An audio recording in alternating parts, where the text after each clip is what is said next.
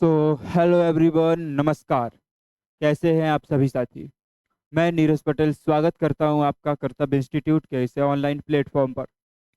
आज का सेशन हमारा उन सभी प्यारे साथियों के लिए खास होने वाला है जिन्होंने अभी हाल फिलहाल में कक्षा 12वीं की परीक्षा उत्तीर्ण की है और रिजल्ट उनका बेहतर आया है, परिणाम उनके बहुत अच्छे आए हैं। और जिनका परिणाम थोड़ा सा भी कम आया है या जो बच्चे सेकंड एग्ज़ाम देने वाले हैं, ये सेशन उनके लिए भी बहुत ज़्यादा ज़रूरी हो जाता है, क्योंकि आप सेकंड बोर्ड एग्ज़ाम में बैठने वाले हैं और फिर क्या है कि आपका रिजल्ट अच्छा आने वाला है, फर्स्ट डिवीज़न आने वाली है। तो आज का जो सेशन है वो सभी साथियों के लिए है जिनका भी 12वीं में फर्स्ट डिवीज़न रिजल्ट आया है। और फर्स्ट डिवीज़न के बाद जो उन्हें योजनाओं का लाभ मिलता है, तो आज का सेशन उन सभी के बारे में होने वाला है। इसकी पहले वीडियो में हम लोगों ने को बात की थी स्कूटी योजना की और साथ में बात की थी लैपटॉप योजना की। तो आप सभी जानते हैं मध्य प्रदेश के अंदर ऐसे छात्र जिनको 75% से ऊपर मार्कशीट बनी हुई है, रिजल्ट आया हुआ है, उनको लैपटॉप प्रदान किया जाता है, जिसके फॉर्म लगभग स्कूलों के द्वारा अप्लाई हो चुके हैं। स्कूटी योजना का लाभ मिलना वो डायरेक्ट ही वहीं से होता है। और आज हम आपके सामने की तीसरी योजना का लाभ लेकर आए हुए हैं, जिसका नाम है मुख्यमंत्री छात्र मेधावी योजना या मुख्यमंत्री मेधावी विद्यार्थी योजना। ये योजना माननीय शिवराज सिंह चौहान जी के द्वारा चलाई गई थी, जिसको आगे हमारे मोहन यादव जी कंटिन्यू कर रहे हैं। क्या है ये योजना, कितने रुपए तक का इसमें लाभ मिलता है, किन किन छात्रों को लाभ मिलता है, क्या चीज़ें होती हैं? तो भाई सबसे पहले आप सुने होंगे कि 12वीं के बाद यदि आपका फर्स्ट डिवीज़न आता है, तो फर्स्ट डिवीज़न आप आने पर आपको 1.5 लाख तक का स्कॉलरशिप मिलता है। कितना स्कॉलरशिप आपको मिल सकता है? तो आपको मिल सकता है भाई 1.5 लाख रुपए तक का स्कॉलरशिप आपको मिल सकता है। ये अकॉर्डिंग होता है आपके कोर्स के। मान लीजिए आपने किसी भी एमपी के किसी भी कॉलेज के अंदर, एमपी के किसी ऐसे कॉलेज के अंदर जो मेधावी स्कॉलरशिप योजना के लिए अप्लाई होता है, लागू करता है, उसके अंदर आप लोगों ने मान लीजिए बीएससी में एडमिशन लिया हुआ है। तो बीएससी की जितनी आपकी कॉलेज की फीस होगी, वो फीस आपको क्या होगी, रिटर्न कर दी जाएगी, यानी कि वो फीस सरकार की तरफ से भरी जाएगी। मान लीजिए आप बी फार्मा करते हैं, बायोलॉजी के स्टूडेंट हैं, आप बी फार्मा या डी फार्मा या नर्सिंग की तरफ जाते हैं, जिसकी फीस लाखों रुपए होती है। तो उसी फीस को क्या करते हैं, जो सरकार होती है, सरकार उस फीस को पे करते हैं आपके लिए। क्योंकि सरकार का मानना है कि यदि कोई बच्चा गरीब है, पैसे नहीं दे सकता है, तो फिर सरकार की इन योजनाओं का लाभ उठाकर वो आगे पढ़े और आगे बढ़ता जाए। तो ऐसे ही एक योजना है हमारी, कौन सी, मुख्यमंत्री विद्यार्थी मेधावी योजना। तो जानते हैं इसके बारे में सारी जानकारी, क्या क्या चीज़ इसकी ये होने वाली है, कौन कौन से स्टूडेंट एलिजिबल होंगे, क्या पात्रता होगी, वो सारी चीज़ें। तो चलिए शुरू करते हैं योजना के बारे में जानने के लिए। सबसे पहले योजना मैं आपको बता ही चुका हूँ योजना क्या है। तो मध्य प्रदेश की एक ऐसी योजना जो फर्स्ट डिवीजन से पास हुए हों, उन सभी बच्चों के लिए ये योजना है। चाहे आप एससी कैटेगरी से आते हो, चाहे आप एसटी कैटेगरी के हो, आप ओबीसी के हो, या आप कोई भी कैटेगरी के हों, यहाँ पर कोई भी कैटेगरी का बाउंडेशन नहीं होता है। चाहे आप जनरल के हों, आप ओबीसी के हों, एससी हों या एसटी हों, किसी भी कैटेगरी से आप भाई बिलोंग करते हो, आपको इस योजना का लाभ दिया जाएगा। फिर आप चाहे गर्ल्स हों या फिर चाहे बॉयज़ हों, चाहे आप गर्ल्स हों या चाहे आप बॉयज़ हों, इसमें कोई भी बाउंडेशन नहीं होता है। चाहे आपने 12th एमपी बोर्ड से पास किया हो, चाहे आपने 12th सीबीएसई बोर्ड से पास किया हो, चाहे आपने एमपी बोर्ड से पास किया हो, चाहे आपने सीबीएसई बोर्ड से 12th पास आउट किया हो, इस योजना का लाभ सभी बच्चों को मिलने वाला है। तो जानते हैं एक एक करके योजना के बारे में। सबसे पहला पॉइंट हमारा यही है कि किसे मिलेगा योजना का लाभ, कौन ऐसे विद्यार्थी हैं जो इस योजना का लाभ उठा सकेंगे। तो भैया आप यहाँ पर पहला पॉइंट देखेंगे, ऐसे छात्र छात्रा जिन्होंने मध्य प्रदेश के अंदर एमपी बोर्ड से 70% पास किया हो। ऐसा कोई भी छात्र हो, कोई भी गर्ल्स हो, कोई भी बॉयज़ हो, जिसने एमपी बोर्ड से पेपर दिए हो, एमपी बोर्ड के अंदर रहकर पढ़ाई की हो और 12th क्लास में उसका 70% आया हो। कितना परसेंट आया हो? 12th क्लास में उसका 70% मार्क्स आया हो, यानी कि उसकी मार्कशीट यदि 70% बनी है, तो वो मेधावी योजना के लिए एलिजिबल है। आप कहेंगे भाई ये तो एमपी बोर्ड के लिए हो गया, या कोई छात्र ने मान लो सीबीएसई बोर्ड से पढ़ाई की है। सीबीएसई बोर्ड से पढ़ाई करने वाले छात्र के लिए भी इस योजना का लाभ है, बस उसमें प्रतिशत आपका थोड़ा सा बढ़ जाता है। सीबीएसई बोर्ड के लिए आपको चाहिए, सीबीएसई बोर्ड के लिए आपको चाहिए 85%।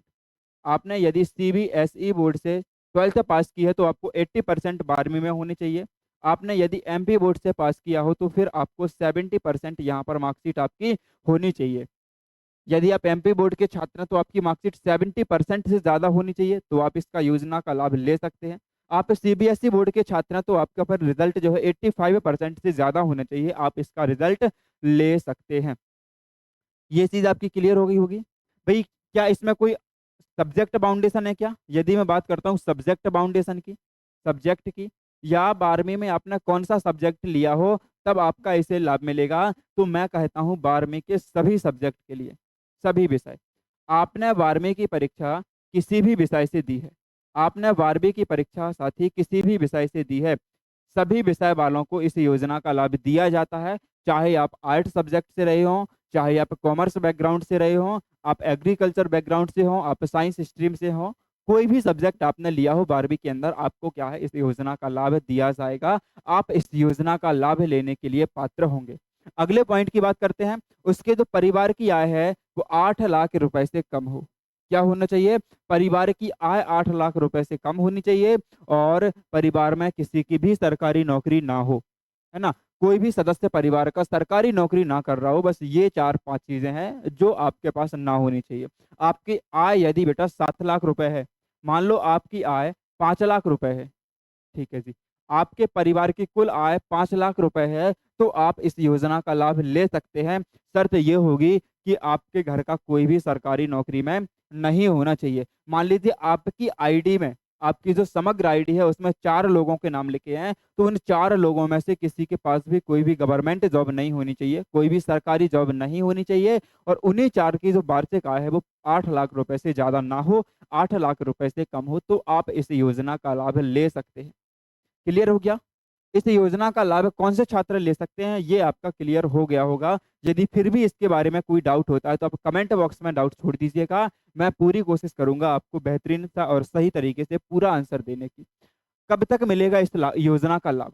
आखिर सबसे बड़ा फैसला तो यही होता है, क्योंकि पैसा सीधा अकाउंट में आता है और अकाउंट में पैसा आने का मतलब है कि आपको धनवान बन जाना है ना? तो कब तक इस योजना का आपको लाभ मिलेगा, यही हम देखेंगे। कब तक लाभ हमें मिलेगा? तो भैया इसका जो लाभ मिलेगा वो काफ़ी टाइम बाद मिलता है। कहने का मतलब है कि आपके जो है एडमिशन अभी शुरू हो गए, कॉलेज में आपके एडमिशन क्या हो गए?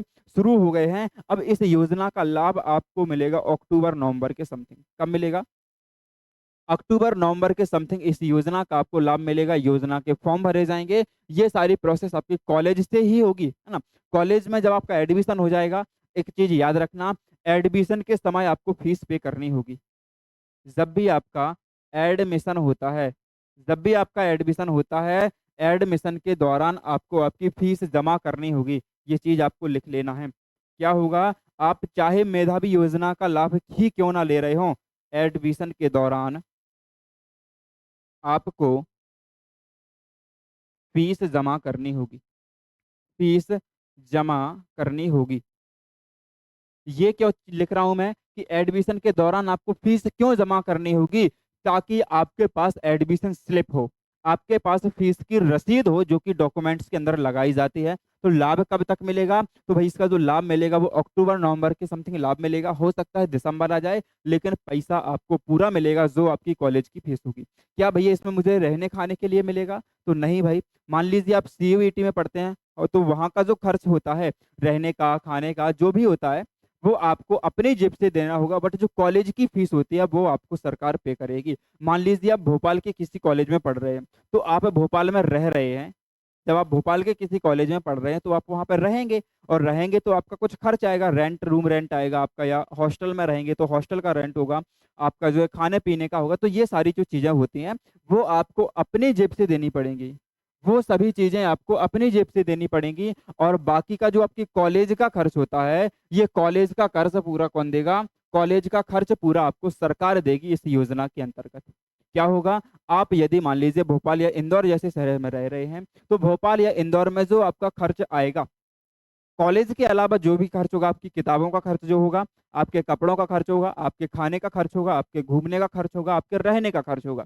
ये सारे खर्च आपको खुद उठाने होंगे। कॉलेज की जो भी फीस होगी वो सरकार पे करेगी, सरकार आपके अकाउंट में वो फीस दे देगी। ये समझ में आ गया? अब बढ़ते हैं हम भैया डॉक्यूमेंट्स इसके अंदर कौन-कौन से लगने हैं। डॉक्यूमेंट्स जो सबसे ज़रूरी है भई, कौन-कौन से डॉक्यूमेंट्स हमें अभी से रेडी करके रखने हैं, कौन-कौन से डॉक्यूमेंट्स हमारे पास नहीं है तो हमें वो बनवा लेने हैं। तो वो सारी चीज़ें आप देख सकते हैं भैया, आवश्यक दस्तावेज़ कौन-कौन से हैं, तो आप कहेंगे 12वीं की अंक सूची। सबसे पहला जो दस्तावेज़ है 12वीं की अंक सूची, जिससे पुष्टि होगी कि आपकी मार्कशीट में कितना परसेंट आया, जिससे क्या पुष्टि होगी कि आपकी परसेंट कितनी है। 70% है एमपी बोर्ड वालों की या 85% है सीबीएसई बोर्ड वालों की, तो वो आपकी तय होगी 12वीं की मार्कशीट के आधार पर। उसके बाद चाहिए आपको आधार कार्ड। नाम दोनों में एक जैसा होना चाहिए, नाम भी कोई गलत नहीं होनी चाहिए। आपकी मार्कशीट, आपका आधार कार्ड, आपकी जाति प्रमाण पत्र, आपका समग्र आईडी, सब चीजों में नाम आपका एक जैसा होना चाहिए, नाम में कोई बदलाव ना हो। आहर्ता परीक्षा की अंक सूची। आहर्ता परीक्षा मतलब कि यदि आप मान लीजिए सीयूईटी, आप सीयूईटी का आपको कोई कॉलेज मिल गया है, तो आपने जो सीयूईटी का एंट्रेंस एग्जाम दिया था, आहर्ता परीक्षा का मतलब होता है कि कुछ कॉलेजेस जो है एंट्रेंस एग्जाम करवाते हैं, कुछ कॉलेज एडमिशन के लिए एंट्रेंस एग्जाम करवाते हैं, तो आपने उस एंट्रेंस एग्जाम को पास किया भी है या नहीं किया, आपने एंट्रेंस एग्जाम को पास किया भी है या नहीं किया, उसके लिए उसका क्या चाहिए, आयरता परीक्षा की आपको अंक सूची चाहिए पड़ेगी, उसका जो फाइनल रिजल्ट होता है वो आपको चाहिए पड़ेगा। मान लीजिए आपने सीयूईटी का एग्जाम दिया और सीयूईटी के एग्जाम में आप पास आउट हो गए और आपको मान लीजिए बीएचयू मिल गया, मान लो आपको बनारस हिंदू विश्वविद्यालय मिल गया, तो आपने जो सीयूईटी का एग्जाम दे के पास किया है, तो वो आपको पास का जो आपका फाइनल रिजल्ट है वो आपके पास होना चाहिए। क्या होना चाहिए, एंट्रेंस एग्जाम रिजल्ट। आयरता परीक्षा क्या है, आयरता परीक्षा है आपकी एंट्रेंस एग्जाम का रिजल्ट है। ये क्या है, ये है एंट्रेंस एग्जाम रिजल्ट। आहर्ता परीक्षा का रिजल्ट आपका एंट्रेंस एग्जाम का रिजल्ट होता है, जो आपका आपके पास होना चाहिए कि जी सरकार, मैंने क्या है ये परीक्षा को पास किया हुआ है और परीक्षा करने के बाद ही मेरा यहाँ पर एडमिशन हुआ है, तो आपके पास ये होना चाहिए। और आपके पास क्या होना चाहिए, आपके पास आय प्रमाण पत्र होना चाहिए जो आपके पिताजी का होगा, मूल निवास प्रमाण पत्र होना चाहिए, 18+ है तो आप खुद का भी बनवा सकते हैं, अन्यथा आपके पिताजी का यहाँ पर ये चल जाता है। और सबसे बड़ी चीज, कॉलेज की फीस रसीद होनी चाहिए कि भैया आपने कॉलेज में अभी तक कितना पैसा जमा किया है, कितनी आपकी टोटल वार्षिक फीस है, ये सारी चीजें। भैया लाभ इसका हमें कब तक मिलता है, इस योजना का हमें लाभ कब तक मिलता है, तो जब तक आपका ग्रेजुएशन नहीं हो जाता है। क्या नहीं हो जाता है, जब तक आपका ग्रेजुएशन नहीं हो जाता है तब तक आपको इस योजना का लाभ दिया जा सकता है, मान लीजिए 3 या 4 साल तक। प्रत्येक साल आपकी जो फीस होती है आपको वो दी जाएगी। यदि आप गवर्नमेंट कॉलेज में पढ़ रहे हैं तो गवर्नमेंट कॉलेज की भी कुछ फीस होती है, नॉमिनल सी फीस होती है, 3 से 4 हज़ार रुपए, वो सरकार पे करती है, वो भी आपको पे करने की जरूरत नहीं होती है। तो भाई आवश्यक दस्तावेज जो आपके पास है, अब मान लीजिए कोई कॉलेज ऐसा है जहाँ पर एंट्रेंस एग्जाम होता ही नहीं है, मेरिट बेस पे बनता है, तो उसका जो मेरिट बेस होता है, जो मेरिट बेस पर मान लीजिए रिजल्ट बना, मान लीजिए कोई एग्जाम आपकी जो है कोई कॉलेज ऐसा है जिसमें मेरिट बेस पर रिजल्ट बनता है, तो मेरिट लिस्ट जो होती है, मेरिट लिस्ट आपके पास होनी चाहिए। कोई भी बहुत सारे कॉलेजेस ऐसे हैं जो मेरिट बेस पर लेते हैं, कैसे लेते हैं, मेरिट बेस पर लेते हैं, तो ये मेरिट लिस्ट आपके पास होनी चाहिए। क्या होनी चाहिए, मेरिट लिस्ट आपके पास होनी चाहिए, जिस लिस्ट में आपका नाम आया है वो लिस्ट आपके पास होनी ही चाहिए। तो ये भाई डॉक्यूमेंट्स थे। आई थिंक यहाँ तक कि आपको सारी चीजें समझ में आ चुकी होंगी। मेधावी छात्र जो है प्रतिभा योजना सम्मान जो भी होती है, मुख्यमंत्री मेधावी विद्यार्थी योजना क्या है, इसके बारे में क्या क्या लाभ मिलता है, कौन कौन छात्र इसका लाभ ले सकता है, इन सारी बातों को हम लोगों ने डिस्कस कर लिया पूरी तरीके से, और आप लोगों को भी शायद अच्छी तरीके से समझ में आ गया होगा। यदि अभी भी आपका कोई क्वेश्चन बचता है, आपका कोई भी क्वेश्चन बचता है, आपका कोई भी डाउट होता है, क्या होता है आपका कोई भी यदि डाउट होता है तो करेंगे क्या, आप डाउट को भैया कमेंट बॉक्स में डाल देंगे। कहाँ डाल देंगे, आप डाउट को डाल देंगे कमेंट बॉक्स के अंदर, ताकि वहां पर मैं कमेंट बॉक्स आपका देखूंगा और जो आपका डाउट होगा उसको मैं वहीं पर सॉल्व करने का कोशिश करूंगा। यदि लंबा कोई डाउट होता है, बड़ा कोई डाउट होता है, तो उसके लिए आपको मेधावी छात्र योजना की अलग से वीडियो आएगी, और जब तक इसके फॉर्म नहीं भर जाते हैं, इसकी जो भी अपडेट आती है इस प्लेटफॉर्म से आपको दी जाएगी। तो ऐसे मेधावी योजना के और अन्य योजनाओं के लिए बने रहिएगा हमारे इस चैनल के साथ। तब तक के लिए आप सभी का धन्यवाद।